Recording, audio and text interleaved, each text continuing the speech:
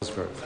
Mr Speaker, my question is to the Minister of Police and asks, does she stand by her statement that, quote, the government has taken prompt action to crack down on violent crime, unquote? The Honourable Simon Power. On behalf of the Minister of Police, yes.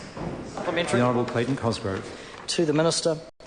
When the Minister said on Tuesday that half of the 7% increase in violent crime occurred under the Labor government, was she aware that the increase in the 6 months to December was 2%, whilst the increase in the 6 months to June, entirely under the National Government, was more than double that at 4.9%? The Honourable Simon Power. Mr Speaker, on behalf of the Minister of Police, any increase in crime is unacceptable, as the Minister said earlier this week.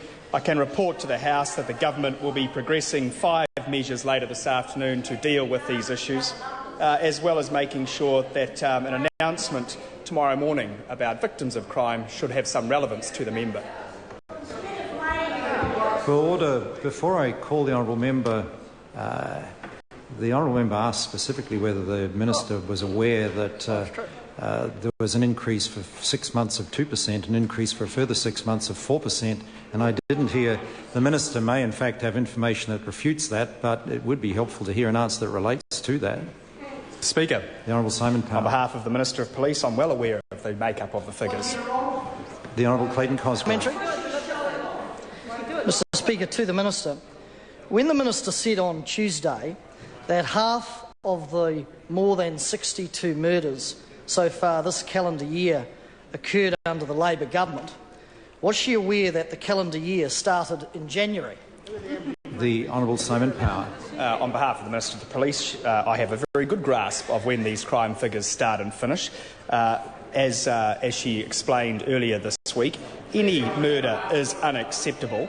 That's why we've moved as a government swiftly to a range of measures to deal with these types of matters, and frankly, we're not prone to flim-flam. The Honourable Clayton Cosgrove. To the Minister.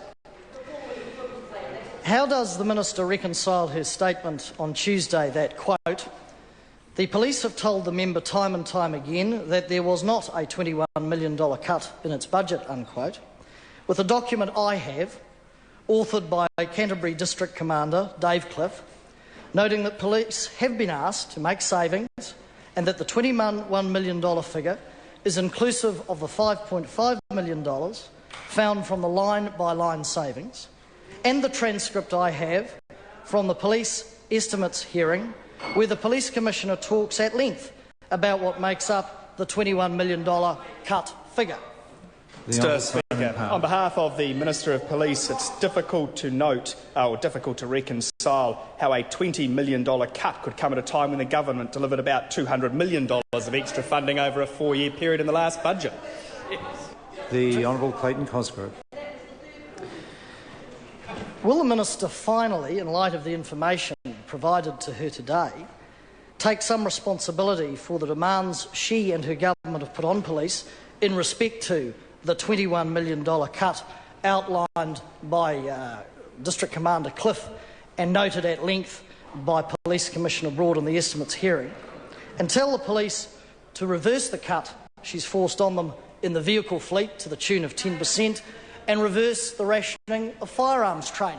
The Honourable Simon Power. Mr Speaker, on behalf of the Minister of Police, I take full responsibility for the extra $200 million that was found for the police over a period of 4 years in the last budget. In fact, Budget 2009 provided $200 million in capital funding to support the extra police, and provides for 43 extra police cars. Question number 9, Louise Upston. Thank you, Mr Speaker.